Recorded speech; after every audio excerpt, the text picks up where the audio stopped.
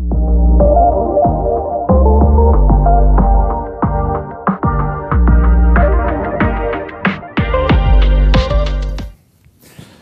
bonjour tout le monde, moi c'est Thomas, alors je suis infirmier anesthésiste sur le CHU de Reims où j'exerce à mi-temps sur le bloc opératoire et sur le SMUR, et j'ai réalisé dans le cadre de mon mémoire de fin d'études un travail sur la place du mandrin long béquillé dans l'intubation difficile de nos jours. Alors c'est un travail qui a été réalisé en collaboration avec le docteur Hervé Kamga du CHU de Caen. Alors, pourquoi ce sujet? Initialement, c'était un constat de dire que sur ma maigre expérience, en fait, en tant qu'étudiant infirmier anesthésiste, j'ai pas eu l'impression de voir le mandrin long béquillé plus que ça. Et du coup, pendant mes 2 ans de formation, je me suis demandé dans quel cas réellement il était utilisé. Ensuite, une impression par rapport à ce qui nous avait été dit sur les recommandations de 2017 sur le vidéolaryngoscope, que malgré la présence de 2 critères d'intubation difficile, il n'y avait pas forcément de vidéolaryngoscopie d'emblée. Et ensuite, je me suis posé la question aussi, est-ce qu'il y avait un changement de pratique par rapport après les recommandations de 2017 et la pandémie du Covid-19, où finalement, on nous a appris à rester assez loin de la bouche des patients pour intuber, pour limiter l'aérocontamination.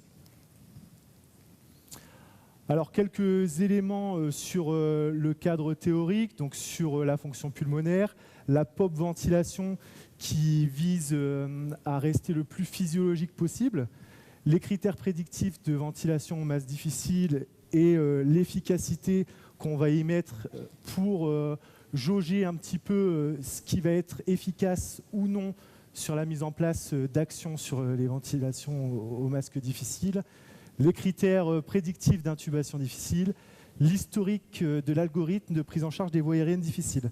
Alors, j'ai fait une petite recherche bibliographique là-dessus, et on peut voir que l'historique et l'algorithme des prises en charge des voies aériennes difficiles, en 1996, on commence à nous parler de la position amendée de Jackson. En 2006, commence à apparaître le fast track et le mandrin long béquillé qui nous intéresse aujourd'hui.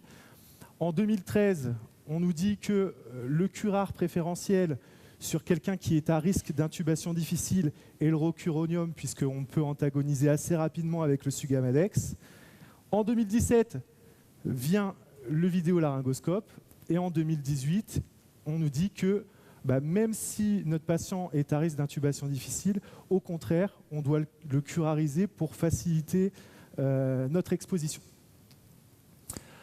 Alors, le mandrin long béquillé, il n'y a qu'une seule étude jusqu'à ce jour qui a été réalisée, c'est l'étude Stiletto, qui a été réalisée en 2021 et qui montre grosso modo que sur les intubations d'emblée avec le mandrin long béquillé, il y a eu plus d'efficacité et plus de réussite d'intubation au premier coup que l'intubation classique sans mandrin long béquillé.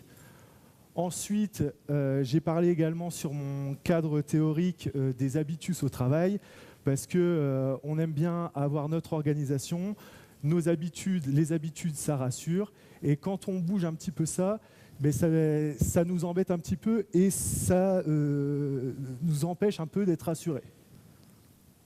Alors, la place du mandrin long béquillé, en fait, quand on regarde l'algorithme de la SFAR, elle n'est pas évidente. Elle n'est pas évidente dans le sens où il y a tout un schéma qui vient avant, un critère d'intubation difficile, la laryngoscopie classique, 2 critères d'intubation difficile, la vidéolaryngoscopie, d'accord, mais en fait, le mandrin long béquillé est en dernière position ici, donc possibilité d'utiliser le long mandrin béquillé, donc vraiment en dernière position, en tout petit. Les questions que je me suis posées à la suite de ça, donc je vous en ai parlé dans un premier temps, est-ce que les pratiques ont été modifiées après la pandémie?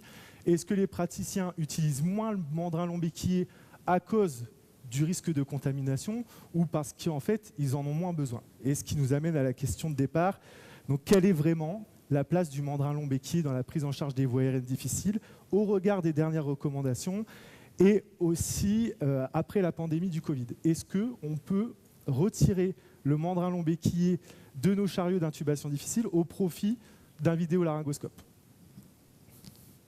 Alors, les différentes hypothèses, et ça fait réagir, hein, je suis un brin provocateur concernant le mandrin long béquillé. La première hypothèse, c'est que les recommandations et la pandémie ont influencé l'utilisation du mandrin long béquillé. Son utilisation n'est plus d'actualité. L'hypothèse numéro 2, l'utilisation du vidéo. Oh. Est-ce qu'on peut revenir ? Merci. L'utilisation du vidéolaryngoscope est réalisée en première intention en présence de 2 critères d'intubation difficile. Le mandrin long béquillé est quant à lui utilisé en appoint sous contrôle de la vue. Et dès lors qu'il y a 2 critères d'intubation difficile, il y a utilisation du curare et le mandrin est utilisé en première intention. Alors, on va passer au côté matériel et méthode. Donc ça a été une étude rétrospective comparative et monocentrique sur le CHU de Caen. On a quand même réussi à avoir dans un premier groupe qui se situait avant la pandémie et avant les dernières recommandations sur l'intubation difficile sur l'année 2016-2017 à 977 dossiers et après la pandémie en 2022 à 1942 dossiers. Donc on a quand même des échantillons d'une puissance convenable qu'on peut interpréter. Les critères d'inclusion étaient les suivants, donc patient majeur présentant au moins 2 critères d'intubation difficile, intubé pour sa chirurgie au bloc opératoire, et les critères d'exclusion, donc absence de disponibilité de certains dispositifs d'intubation, notamment la vidéolaryngoscopie, la nécessité d'une induction à séquence rapide et la présence de dents fragiles. Alors, la première chose qu'on peut avoir au niveau de la caractéristique de nos patients, c'est qu'entre la première cohorte de 2016-2017 et la deuxième cohorte de 2022, l'IMC était un peu plus élevé au niveau de la première cohorte, à 33 contre 31 en 2022. Donc on peut se poser la question, est-ce qu'entre les 2 échantillons, il y a peut-être eu plus de ventilation au masque difficile? La réponse est non, puisque la ventilation facile était à 90% en 2016-2017, VS 91% en 2022. Donc on n'a pas de biais par rapport à ces 2 échantillons. Ensuite, si on prend certains critères d'intubation difficile, donc concernant la mobilité cervicale, le profil du patient, score de mal-empathie, test de morsure de lèvres supérieure, donc on a quand même des différences entre les 2 années. Donc, sur la mobilité cervicale, ils étaient bloqués à 6% contre 12%, la rétrognathisme 63 contre 70%, et le test de morsure de lèvres 0% contre 28%. Alors, je prends un petit peu de recul par rapport au test de morsure de lèvres supérieure, puisque nous, en 2016, sur le CHU de Caen, c'était les prémices de notre logiciel Diane. Donc, il n'y avait pas encore tout renseigné concernant la consultation d'anesthésie. Et il y a certaines choses que, là, quand on voit que 0% impossible au niveau du test de morsure de lèvres, c'est qu'il y a eu des choses dont je pense une impossibilité. Enfin, c'est pas de la logique, quoi. Ensuite, ce qu'il faut retenir, c'est que malgré la différence entre les critères d'intubation difficile qui étaient majorés sur l'année 2022, on voit que finalement, on se retrouve avec 86% d'intubation facile en 2016-2017, avec une amélioration à 89% sur l'année 2022.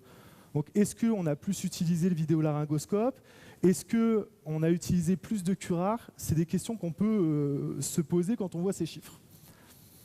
Alors, si on revient sur l'hypothèse numéro 1, les recommandations et la pandémie ont influencé l'utilisation du mandrin long béquillé. Son utilisation n'est plus d'actualité. Alors, sur ce que vous pouvez voir ici sur les histogrammes, en fait, donc là, on a le mandrin long béquillé sur le premier échantillon et l'utilisation du mandrin long béquillé sur le deuxième, et l'utilisation du vidéolaryngoscope VS en 2022. Donc en fait, on a un odds ratio à 24. Ça veut dire que sur la deuxième période, le vidéolaryngoscope a été utilisé 24 fois plus que sur le groupe A, donc en 2016-2017. Et donc, on en retrouve sur les dispositifs d'intubation difficile à avoir utilisé 88% de vidéolaryngoscope en 2022 et seulement 12% de mandrins longs béquillés. Donc on peut que partiellement valider l'hypothèse, puisque effectivement les recommandations et la pandémie ont influencé l'utilisation du mandrin long béquillé. Malgré tout, dans 12% des cas sur le CHU de Caen sur l'intubation difficile, on utilise le mandrin long béquillé. L'hypothèse numéro 2, l'utilisation du vidéolaryngoscope est réalisée en première intention en présence de 2 critères d'intubation difficile. Le mandrin long béquillé est utilisé en appoint sous contrôle de la vue. Donc là, ce qui est intéressant, malgré 2 critères d'intubation difficile, il n'y a aucun matériel qui a été utilisé au CHU de Caen. Le mandrin long béquillé, qui était bien utilisé sur la première période, est descendu sur la seconde. Et pareil, on voit le vidéolaryngoscope qui est beaucoup plus utilisé sur la seconde période. La seule chose qui ne change pas, c'est le vidéolaryngoscope et le mandrin long béquillé, que ce soit en fait sur la première ou la seconde période, on a une utilisation qui est constante. Donc, l'utilisation du vidéolaryngoscope est réalisée en première intention en présence de 2 critères d'intubation difficile. C'est faux, puisque quasiment à 88%, on n'utilise aucun matériel sur les 3000 dossiers que j'ai pu collecter. Et le mandrin long béquillé est utilisé en appoint sous contrôle de la vue, ça c'est vrai, puisqu'on a des chiffres qui sont identiques, que ce soit sur la première période ou la seconde. Malgré tout, ce qu'il faut retenir, c'est que, en fin de compte, que ce soit sur le premier échantillon ou le second échantillon, on est à plus de 90% de Cormac 1 et 2. Et le sujet et le débat qui avait fait réagir lors de mon mémoire de fin d'études, ça a été de dire que sur l'ensemble de la gestuelle à risque de difficulté, il n'y a que des gens expérimentés, donc définition IAD-MAR, qui prenaient la tête chez les personnes qui avaient 2 critères d'intubation difficile. Vous voyez, sur tous les dossiers, sur la première partie, il n'y a que 0,2% et 1,2% qui étaient des novices sur la tête, donc définis par interne ou étudiant IAD. Alors l'hypothèse numéro 3, dès lors qu'il y a 2 critères d'intubation difficile, il y a utilisation du curare et le mandrin est utilisé en première intention. Donc là, en fait, sur l'histogramme, on voit que majoritairement, il y a utilisation de curare lors de présence de critères d'intubation difficile. Malgré tout, il y a 20% des médecins anesthésistes qui décident, soit parce qu'il y a des besoins au niveau chirurgical, soit par rapport au risque allergène. Donc un médecin anesthésiste sur 5 qui décide de ne pas administrer de curare quand on a un patient même à risque d'intubation difficile. Donc dès lors qu'il y a 2 critères d'intubation difficile, il n'y a pas d'utilisation de curare. Et le mandrin n'est pas utilisé en première intention en réalité, mais plus comme une aide, comme on l'a vu vraiment dans un dernier plan. Les résultats, donc d'autres résultats que je peux vous apporter, c'est que le nombre de laryngoscopies avec un mandrin long béquillé est de 2 plus ou moins 1, et le nombre de laryngoscopies par rapport au vidéolaryngoscope, on est sur du 1 plus ou moins 1. Donc on fait en moyenne une exposition en plus avec le mandrin long béquillé. Donc, ce qui amène tous les risques et les risques qui s'en suivent d'un point de vue respiratoire. À ce jour, il n'y a aucune étude qui a été mise en avant sur la supériorité du vidéolaryngoscope par rapport au mandrin long béquillé sur l'aspect respiratoire, sur l'aspect hémodynamique, etc. Ça s'est déjà prouvé. Et ce qu'il faut retenir aussi, c'est que les complications sont à hauteur de 5% et 7%, majoritairement respiratoires, avec un peu de bris dentaire, mais on est sensiblement un peu plus haut qu'en 2016-2017.